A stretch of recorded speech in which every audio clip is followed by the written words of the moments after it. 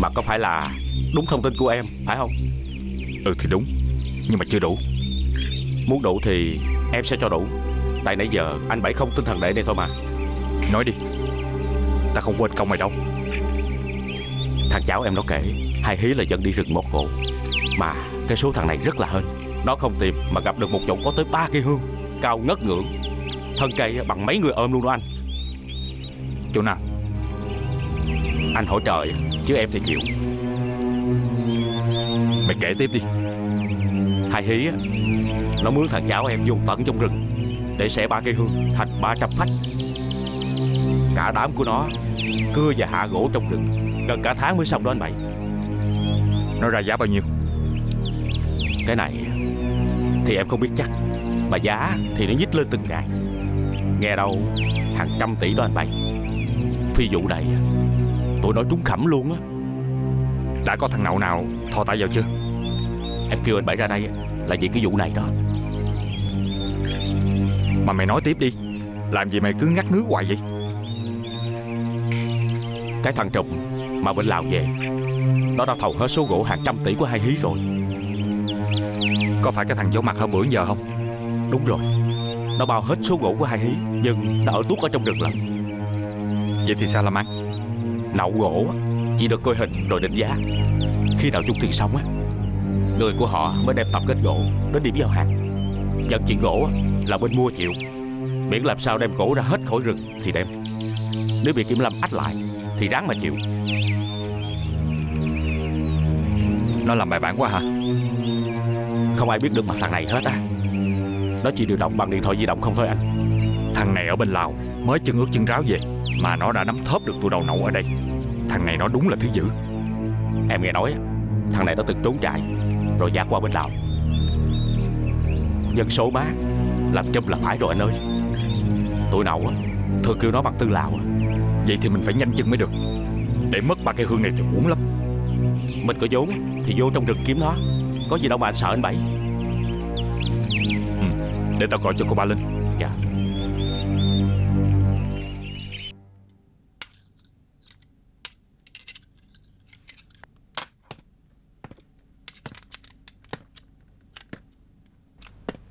Chú Ba.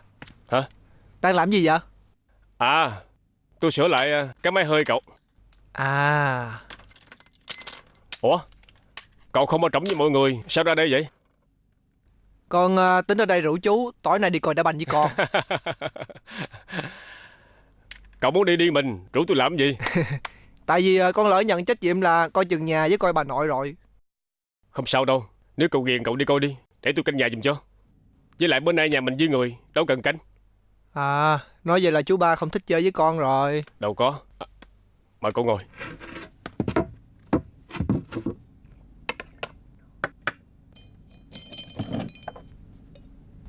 Uống nước đi cậu. Dạ.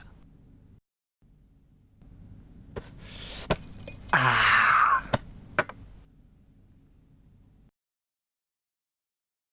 Một mình buồn quá hả chú? Cậu cũng một mình đó thì sao? Con quen rồi. Quen rồi à? Thì có một mình một phòng, cũng giống như chú một mình một cõi vậy nè. Cậu đừng nghĩ vậy. Đây là gia đình của cậu đó. Nhưng mà con chưa có cái cảm giác đó. À chú Ba. Bữa nào con kéo chú ra quán làm một chầu mới được. Thôi, tôi xin. Bà Tư ghét dẫu lắm. Thì chú đừng nói cho nội biết là được rồi. Bà Tư tinh ý lắm, không dễ qua mắt được bà đâu. Với lại mình nhậu xỉn, chạy xe xảy ra tai nạn mệt nữa.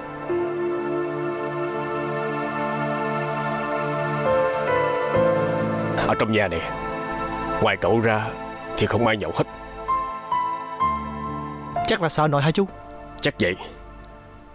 Bà Tư thương cậu lắm, cho nên bà Tư cứ làm thinh mỗi khi cậu đi nhậu. À, chú nói chuyện xỉn rồi té xe con mới nhớ. Cái đường nhà mình tốt vậy, Hai Dương không có xỉn mà cũng bị té xe. Không biết là ông chạy nhanh tới mức độ nào ha. Trước đi Hải Dương có té ngay khúc cua đó một lần rồi. Ủa, vậy hả chú? Bao lâu rồi? Trước đám cưới mấy ngày. Nhưng lần đó Hai Dương có uống rượu, nhưng lần này không uống rượu cũng té nữa. Sao lại tự té 2 lần ở cùng một chỗ chứ? Tôi nghĩ chắc chỗ đó có hùn quá. Có hùn? Hay là có người muốn hại chết Hai Dương? Cậu nói gì nghe ghê vậy? Anh Đảm thấy là trong bánh xe của Hai Dương có quấn mấy vòng kẽm luôn. Còn một đầu kẽm còn lại cột vô gốc cây ở bên đường. Thiệt vậy à? Không thể nói ai vô tình liệng dây kẽm qua đường để mà quấn xe của Hai Dương. Đường này là đường riêng của biệt thự Liễu Mai. Làm như vậy thì không người này cũng người kia dướng vô dây té chết. Nhà này hay xảy ra những chuyện như vậy không hả chú ba? Đâu có. Ủa vậy chuyện những bông hoa vung vãi ở ngoài vườn là sao? Có gì đâu cậu. Thì gió mạnh, bông rụng rất đầy ngoài sân là chuyện thường mà. Chú nói gì mà nghe nhẹ tên vậy? Nặng nề làm chi cho khó sống cậu ơi. Tại anh Đảm nghi là Sáu Thái giăng dây cho Hai Dương té. Rồi sau đó hả, vô nhà mình rồi rải bông đầy giường. Chú biết Sáu Thái mà đúng không? Biết. Nhưng cậu cũng gặp Sáu Thái rồi. Cái thằng mà bữa mình gặp khi tôi chở cậu ra quán lấy xe đó. À, con nhớ rồi. Cái thằng cha mà chú đuổi về nhà chứ gì? Dù ra khỏi diện rồi, nhưng mà Sáu Thái không đủ trí khôn như trước đây để bày ra cái chuyện chết người như vậy. Trước đây Sáu Thái nó hiền lắm. Thật ra thì sau một biến cố khá lớn sẽ làm người ta thay đổi chứ. Mà lúc chị ông Lan mất á, chú ba có nhà không? Cậu hỏi chi vậy? Con á, thì con biết chị Út Lan mất vì bị trượt té dưới mưa. Nhưng mà cụ thể ra sao á, thì con không có rõ. Chuyện qua rồi, có gì vui đâu mà phải biết cho rõ chứ. Đâu phải người ta chỉ nghe chuyện vui không. Đôi khi chuyện buồn cũng phải nên nghe chứ chú. Nói thiệt với cậu, tôi phải kể tới kỹ lưỡng chuyện này nhiều lần. Tôi ngán lắm. Ủa, chú kể với ai nhiều lần mà ngán vậy? Một mình bà Tư thôi tôi cũng muốn chết rồi. Út Lan mới mất, bà Tư cứ tra tới tra lui chuyện này. Nói thiệt với cậu, tôi phải xin thôi việc một thời gian đó. Mà bà hỏi gì dữ vậy? Bà Tư thương Út Lan lắm. Con nhỏ mất đột ngột, làm bà Tư như bị lẫn. Có chuyện đó nữa hả chú? Bà Tư cứ quên trước quên sau, hỏi xong một lát lại cứ hỏi nữa. Cả ngày bắt tôi phải kể chuyện đau lòng này. Mỗi lần kể là mỗi lần tôi nhớ lại cảnh đó. Ai mà chịu cho thấu được. Chú ba, chú chịu khó kể cho con nghe một lần nữa đi. Lần đó bà Tư, cô Thùy đi chùa Tận Châu Đốc, ông Thông đi Sài Gòn. Ở nhà chỉ có Út Lan, tôi với lại cô Ba Linh.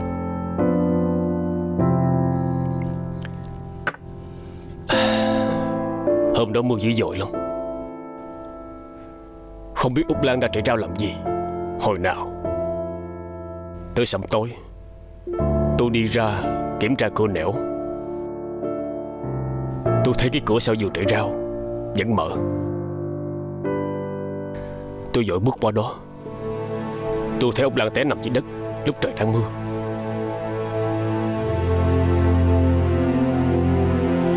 Trời ơi sao vậy nè? Út Lan, Út Lan, Út Lan, con sao vậy con? Đi đứng sao té dữ vậy con? Út Lan, tỉnh lại con. Út Lan, Út Lan à, đừng làm chú ba sợ mà.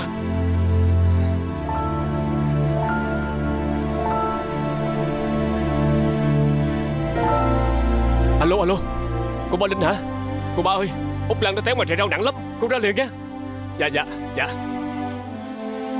Út Lan à, tỉnh lại con. Đừng làm chúng ba sợ con, Út Lan. Chắc bị trượt chân nên bị xuất huyết nhiều lắm.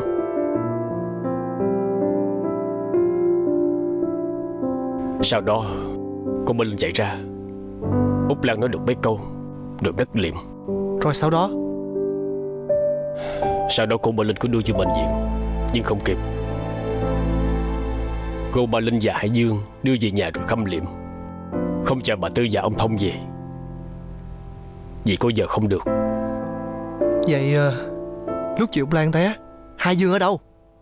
Hải Dương không có nhà, phải gọi điện cho cậu ấy về. Chị Út Lan nói gì trước khi mất hả chú? À, thôi cậu uống nước đi. À, cậu à, cậu về đây cũng được nửa năm rồi, mà tôi chưa có dịp được trò chuyện nhiều với cậu. Tại con hay đi lang thang bên ngoài nhiều, ít khi ở nhà.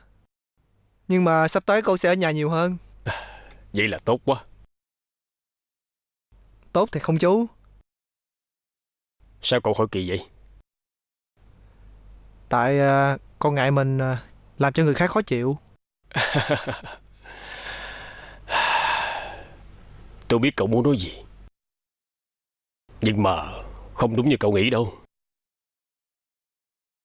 Ở trong nhà này có người như vậy người khác chứ. Phải làm sao cho mọi người đều nghĩ tốt vì mình. Từ nhỏ tới giờ con chỉ có mình má là người thân duy nhất.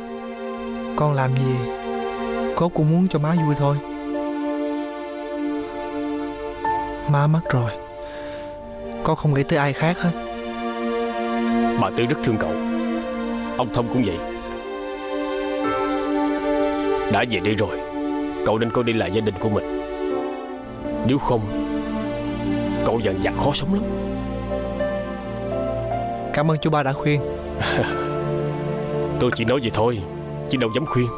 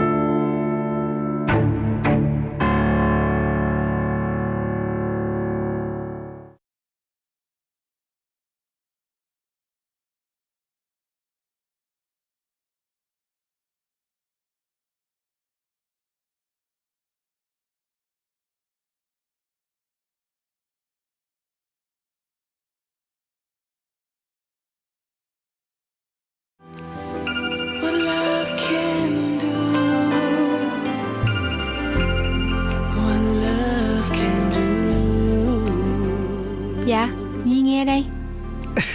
Trời đất ơi, sao hôm nay nói chuyện nghe ngọt quá vậy? Thì ít ra phải vậy với người tặng mình điện thoại chứ. Lỡ không phải anh gọi thì sao? Ngoài anh ra, có ai biết tôi có điện thoại đâu. Kể cả anh chàng Cần nữa hả? Ừ, tôi chưa gọi cho ai hết á. Mà anh chưa ngủ hả? Chưa. Lâu lắm rồi mới nghe được câu hỏi này. Ấm áp ghê vậy đó. Thiệt vậy hả? Thiệt. Ủa, mà em đang làm gì vậy? Tôi nghe nhạc. Thích không? Hay quá đi chứ. Cảm ơn anh nha. Người ta nói tặng niềm vui cho người khác là niềm vui của mình sẽ được nhân đôi đó. Lúc này có hai người đang vui đó. Anh có nghe thấy tiếng nhạc không? Có. Nhạc hay lắm. Ủa, mà anh gọi cho tôi có gì không? Thì khó ngủ cho nên muốn nghe ai nói gì đó. Muốn dễ ngủ, anh phải nghe nhạc như tôi vậy nè. Chứ nghe ai đó nói chuyện sao ngủ được. Anh thì anh thích nghe nhạc sống hả? Ê, em tắt nhạc đi, rồi hát cho anh nghe nha. Trời ơi, Ủa sao kêu trời? anh đề nghị gì ác quá vậy? Đâu có ác đâu. Coi bộ anh tự hào khi nói vậy quá ha. Nhưng mà em biết là tôi không phải vậy đúng không? Em mà không hát hả, tôi sẽ thức tới sáng luôn. Anh đừng có đòi hỏi lung tung. Anh có nỗi khổ gì tới mức phải mất ngủ lận? Tôi hả, mất ngủ chỉ vì câu chuyện của chú Ba Mão kể thôi. Chú Ba kể gì mà nghe giọng anh nghiêm trọng quá vậy? Tôi mà kể ra hả, lỡ em mất ngủ luôn thì sao? Tôi ghét nhất là người lấp lửng nửa chừng á. Chú Ba Mão kể á, chú là người phát hiện ra Úc Lan té ngoài chài rau trước khi mất. Thê thảm lắm. Thôi, anh nói chuyện khác đi. Sợ rồi phải không? Đừng có hỏi. Nè, Gì? nhìn ra ngoài coi, có thấy ai không? Không. Mà sao vậy? Tại vì á, hồi nãy á, tôi thấy á, có ai thấp thoáng ở ngoài giường á. Thiệt vậy luôn á hả? Không biết nữa. Nếu như mà em không thấy gì á, thì cứ yên tâm mà ngủ đi nha. Anh đúng là quỷ á. Vậy á, em cứ nói anh là yêu ma đi. Yêu ma hả? Nghe còn dễ thương hơn là quỷ sứ nữa. Thôi, ngủ ngon nha. Nhát mang người ta xong rồi chúc ngủ ngon hả? Anh đúng là Là yêu. Nhớ đó. Là yêu đó nha.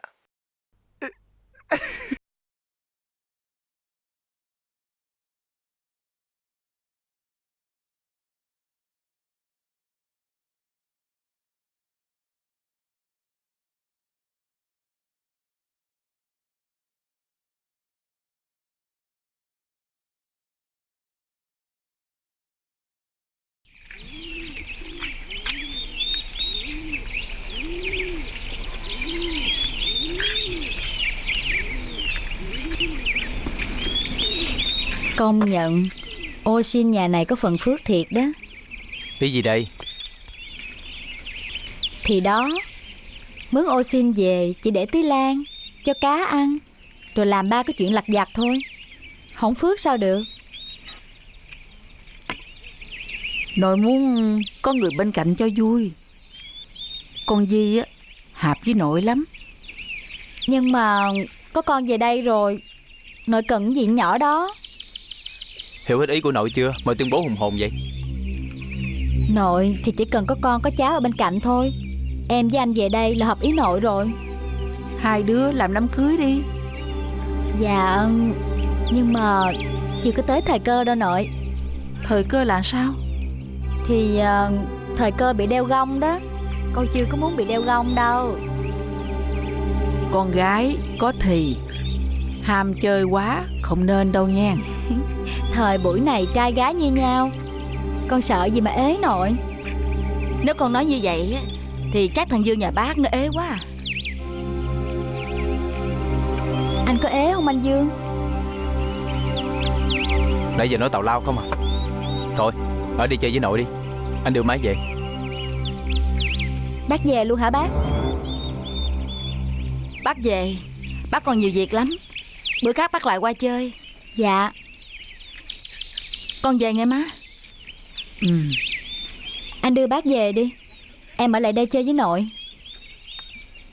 Công nhận nội giống như là hoàng thái hậu vậy đó. Con chuẩn bị đi để theo hầu. Con học tưới lan là vừa rồi đó. Bác về nha. Dạ thôi bác, nội thích cái con ô xin kia thì để nó làm, còn con chỉ tới chơi thôi bác.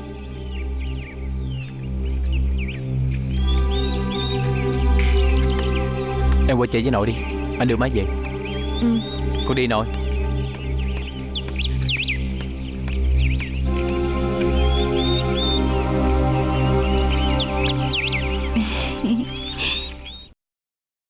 Bà đã xem qua bản kế hoạch phát triển thương hiệu cà phê Hòa Tan của con rồi. Bà thấy sao ba? Bà thấy theo tình hình hiện nay rất khó thực hiện được. Con tính kỹ lắm rồi mà. Mình không thể nào cạnh tranh nổi với doanh nghiệp FDI vì rủi ro rất cao. Ba lo xa quá vậy sao mình làm ăn lớn được? Công ty nhà mình từ xưa tới giờ chỉ xuất khẩu cà phê. Bây giờ muốn làm thêm cà phê Hòa Tan phải đầu tư rất lớn. Mình không đủ vốn đâu. Mình vay ngân hàng đi. Cà phê Hòa Tan bây giờ rất được ưa chuộng ba. Chết ở chỗ là vay vốn ngân hàng. Bà đã bỏ vay ngân hàng vì chuyện mình bị ràng buộc bởi các hợp đồng xuất khẩu. Chẳng lẽ bây giờ vì cái kế hoạch của con mà ba phải đi vay ngân hàng sao? Tóm lại, ba không thích kế hoạch của con đúng không? Mình sẽ thực hiện vào một thời điểm khác con à. Con ghét phải chờ đợi lắm. Ba không thích thì ba nói từ đầu. Ba biết con khổ sở vì nó lắm không?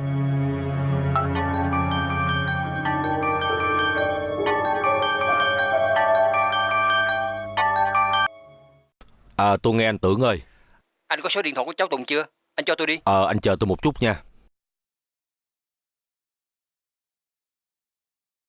Số của Tùng đây anh. 0903 435678. Rồi, cảm ơn anh nha. Dạ, chào anh. Ông Tưởng xin số của Tùng chi vậy ba? Ba không biết nữa. Chuyện gì liên quan tới thằng Tùng mà ba không biết? Ba không thích nói với con thì thôi. Con vẫn tiếp tục kế hoạch cà phê Hòa Tan của mình. Con lên công ty đây.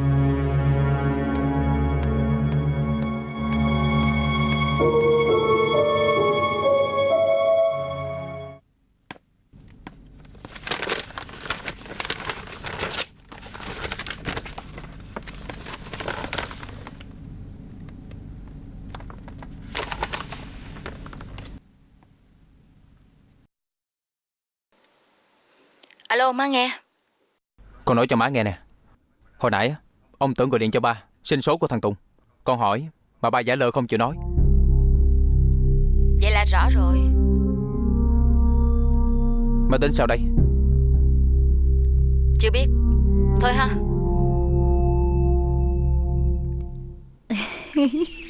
Thôi, tụi bay rảnh thì kéo qua đây quậy đi. Như vậy bà nội của anh Dương còn khoái nữa là đằng khác. Ừ, cứ vậy ha. Rồi tao đợi.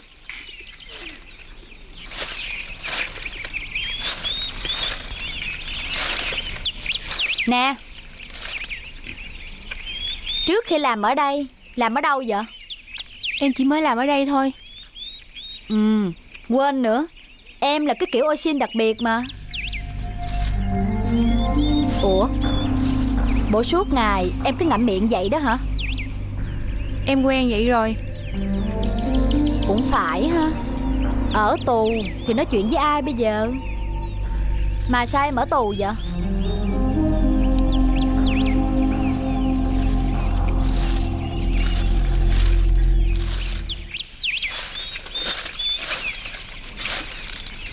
Alo.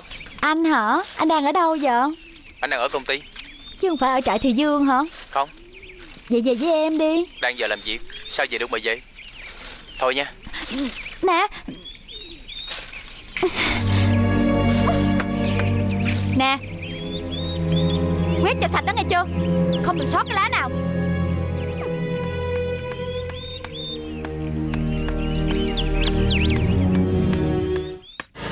Ở nhà coi chừng nhà cẩn thận nghe chưa?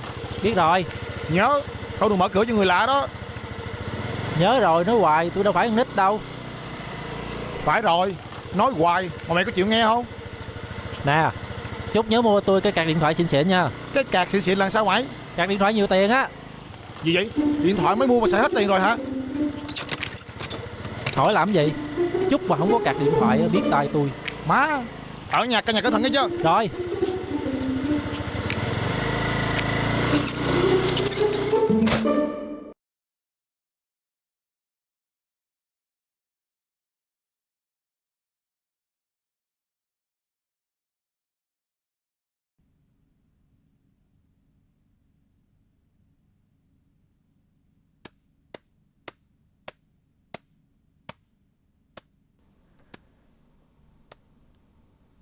Lá hình trái tim. 1 trái tim, 2 trái tim, 3 trái tim. Nhiều tim quá. Biết cất đâu cho hết bây giờ. Rồi cũng thành tim héo tim khô.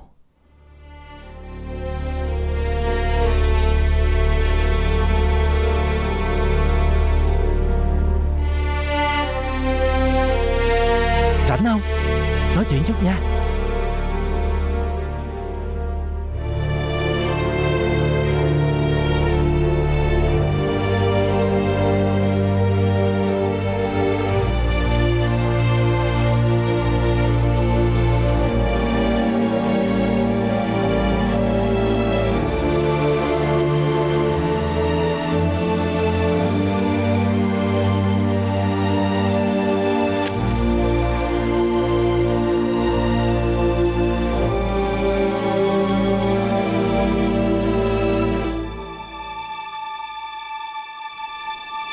Chờ em cả tiếng đồng hồ.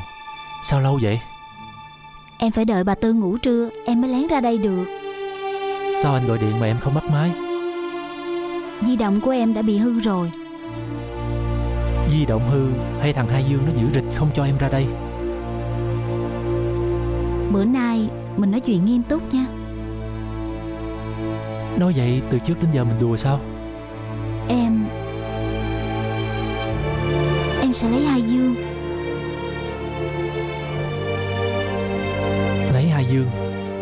Ai cho em lấy nó? Ba em nợ bà Linh nhiều lắm. Em phải lấy Hai Dương để trừ nợ. Ba em nợ bao nhiêu? Làm gì có chuyện ba em nợ mà em phải trả. Em không trả, ba em phải ngồi tù. Phải có cách nào chứ. Không tiền, chỉ có cách đó thôi.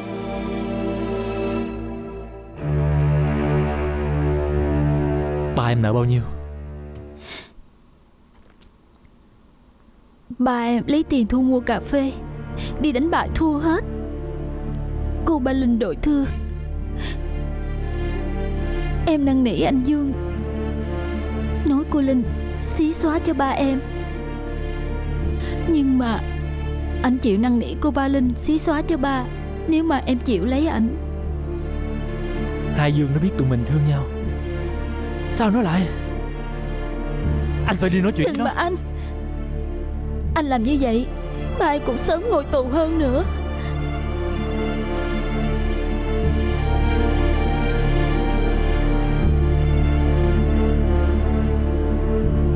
Anh không để mất em được.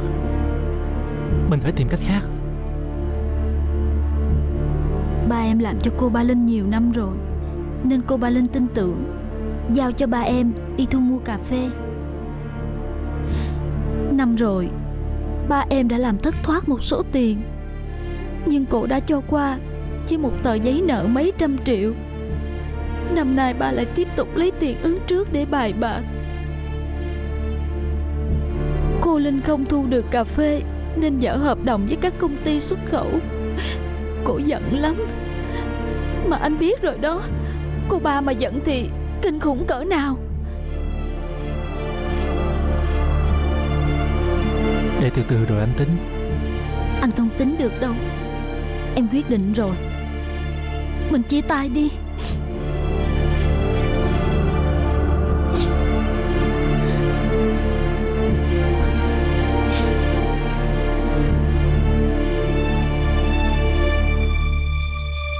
Sao mình khổ vậy Húc Lan?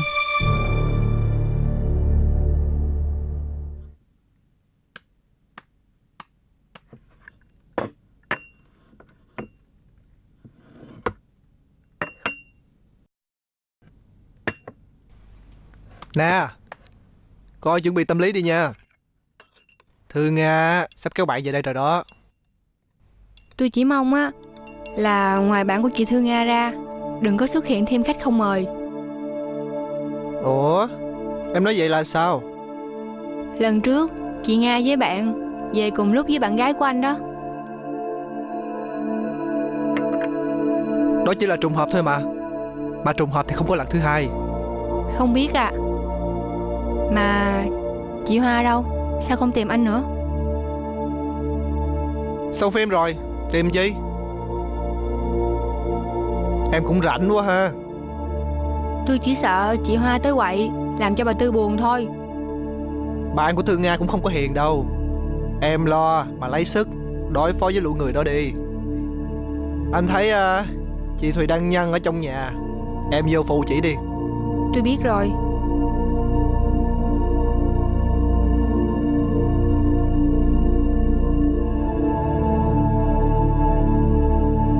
Muốn mượn máy phải không? Ừ. Cho mượn nè.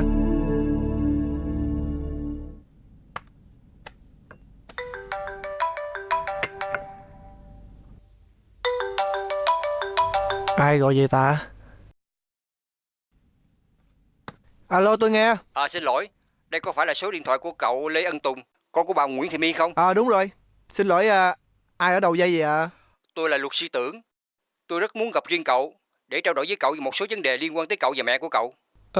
Xin lỗi, mẹ tôi mất lâu rồi. Không biết là ông muốn trao đổi gì với mẹ tôi? Trao đổi qua điện thoại không thể nói hết ý được. Tôi mời cậu đến văn phòng luật sư của tôi. Nhưng mà tôi muốn biết là ít ra tôi và ông trao đổi vấn đề gì. Tóm lại là như vậy. Tôi là người bảo vệ quyền lợi cho những người có liên quan tới di chúc của ông Hai Ân, tức là ông ngoại của cậu, lập ra trước khi mất cách đây 10 năm. Tôi cần gặp để thông báo cho cậu biết một số vấn đề trước khi mở di chúc.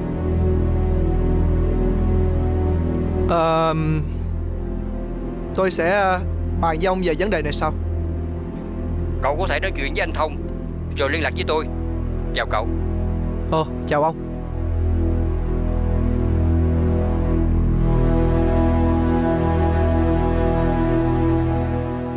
Alo. Alo ba hả? Có luật sư Tưởng gì vừa gọi cho con. Ông nói gì vậy con? Dạ, ông nói... Chào con. Nhận được email của con, ông nội và cô Út mừng quá. Con ổn định công việc chỗ ở, nội yên tâm không đi ra thở dài, đi vô thở vắng nữa. Công việc của con là gì? Có cực lắm không? Con ráng giữ gìn sức khỏe. Cần giúp đỡ gì cứ nói với cô Út. Cô Út rất thương con. Nhớ thường xuyên trả lời email nghe gì.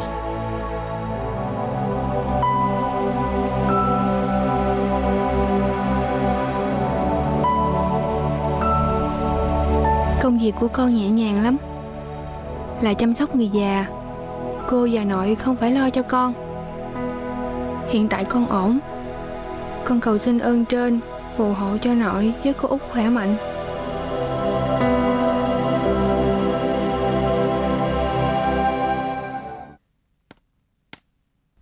Má. Ủa, sao hôm nay về đây? Con về chở má qua bên nội. Má mới ở bển về rồi, chán ngán lắm. Má không qua nữa đâu. Bữa nay có mấy người bạn của Thư Nga tới chơi, má phải ra dáng bà chủ chứ. Nhưng mà má đang bực bội, má không có hứng. Con cũng đang bực bội ba nè. Kế hoạch cà phê quà tang chắc tan tành rồi chứ gì. Sao má biết? Má sống với ba con mấy chục năm rồi. Má không biết á thì ai biết. Ba con á suốt ngày cứ như con rùa rút đầu vô trong mai vậy. Ba lúc đầu cái gì cũng đồng ý, còn hối con làm cho lẹ nữa. Rồi sau đó cái gì cũng bác bỏ hết, làm mất công cả tháng trời của con luôn vậy. Ba con á tiền hậu bất nhất, lập trường không có vững. Năm nay ba không có vay ngân hàng bằng hợp đồng xuất khẩu, mà không chịu nói con biết. Còn chị mới biết mấy bữa nay. Vậy á mà con hay ghê á, còn đưa nguyên cái kế hoạch cà phê quà tang cho ổng. Con dở quá à. Ai biết cái gì ba cũng bàn ra chứ. Chắc chắn là có đứa nào đứng sau lưng ổng làm quân sư cho ổng. Con ghét nó. Người ngoài nghe được không có hay đâu con. Dù gì con với nó cũng là anh em. Má tính sao chuyện thằng Tùng gặp luật sư Tưởng? Má sẽ không cho nó hưởng một chút nào tài sản của ông ngoại để lại hết. Nhất định là như vậy. Dù có phải ra tòa để tranh chấp. Má muốn là một chuyện, còn được hay không đây là chuyện khác. Chuyện gì tới thì cũng phải tới thôi. À, luật sư Tưởng mới gửi thư cho má. Trong thư á có nói về quyền lợi, nghĩa vụ khi ly dị của ba với má. Má sẽ được gì khi ly dị? Ông Tưởng á, là bạn thân của ba con.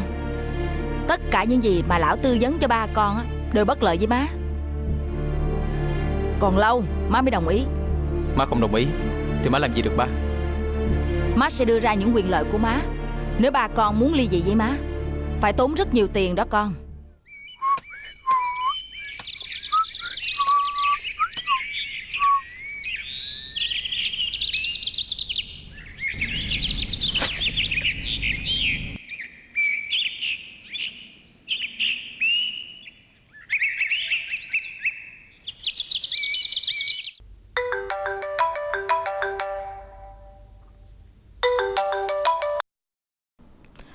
Alo, có gì không? Không. Điện thoại hỏi cô ba khỏe không á mà. Thôi có cái gì nói đại đi, đừng có vòng vo nữa. Hôm trước số tiền mà cô ba đưa để mà sửa mấy nhà bị dột đó mà không có đủ, cho nên hôm nay tôi điện để xin thêm. Có vậy thôi hả? Dạ. Nè, lấy tiền túi ra bù đi. Lần sau đừng có gọi cho tôi những cái chuyện vớ vẩn như vậy nữa.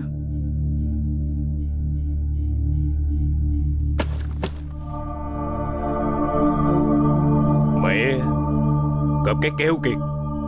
Ai vậy má? Ba Cao. Hử? Nó nói gì vậy?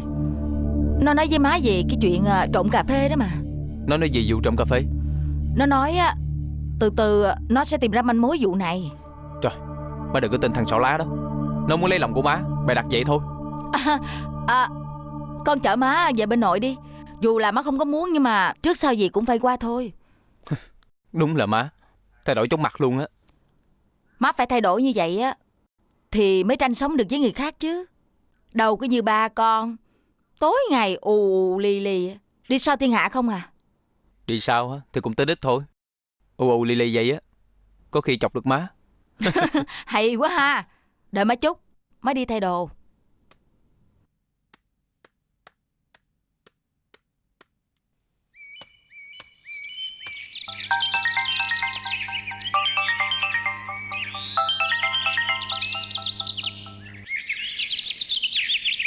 Sao cha? Gọi tôi làm chi vậy? Gọi đi chia mày ít xu chứ chia mày. Chơi vậy mới đúng luật đó. Luật con mẹ gì. Dù sao tao với mày cũng là họ hàng. Tao có cơm thì mày cũng phải có cháo. Một dọn máu đầu còn hơn ao nước lã hả? Cảm ơn ông nghe, tôi đang thú hẻo nè. Ra quán cũ đi lại rai mày. Chừng nào? Tôi mời cháu đến là để thông báo về những quyền lợi của cháu theo di chúc để lại của ông Hai Ân. Thật ra thì cháu chưa bao giờ nghĩ đến chuyện này. Trước khi mất mấy năm, ông ngoại của cháu có nhờ chú đi tìm tông tích của ba mẹ cháu. Chú đã thuê người để làm việc đó nhưng không tìm được. Sau đó thì ông Hai Ân cho lập di chúc. Ông Hai Ân tuy giận nhưng rất thương mẹ cháu. Do đó ông đã để lại một phần tài sản cho mẹ cháu. Nhưng mẹ cháu đã mất lâu rồi mà. Chú rất tiếc cho ba mẹ cháu. Ngày trước chú là bạn của ba mẹ cháu. Hồi đó thỉnh thoảng chú có theo ba mẹ cháu tới nhà ngoại cháu để nghe mẹ cháu đàn. Ông ngoại cháu muốn di chúc được mở ra sau khi ông ngoại cháu mất 10 năm, chính là để bảo vệ quyền lợi của mẹ cháu. Giờ chị Hemi không còn thì cháu sẽ được hưởng phần thừa kế đó. Cháu rất là cảm động vì tình thương của ông ngoại dành cho mẹ cháu. Với phần tài sản được thừa kế, cháu sẽ làm một việc gì đó có ích. Như vậy chắc ông ngoại và mẹ sẽ vui lắm. Bữa nay á, chú chỉ cho cháu biết lý do mà chú mời cháu tới đây thôi. Nhưng còn cụ thể cháu được hưởng những gì thì chỉ chờ đến khi di chúc được mở ra, chú sẽ có văn bản cụ thể. Nhưng có thể cháu sẽ gặp khó khăn đó. Ý của chú là tài sản có sự tranh chấp hả? Cháu thông minh lắm. Nhưng đó chỉ là một bước chuẩn bị tâm lý để không bị sốc thôi nếu như có xảy ra chuyện gì. Dạ.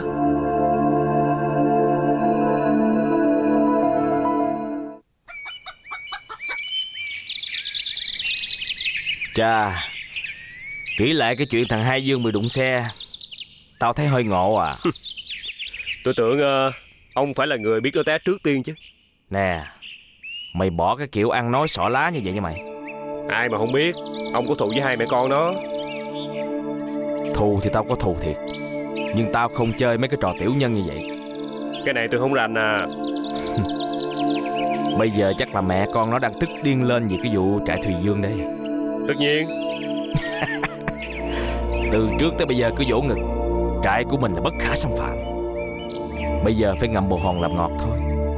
À, tôi cảnh cáo ông nghe, đừng có làm ẩu nữa nghe cha nội.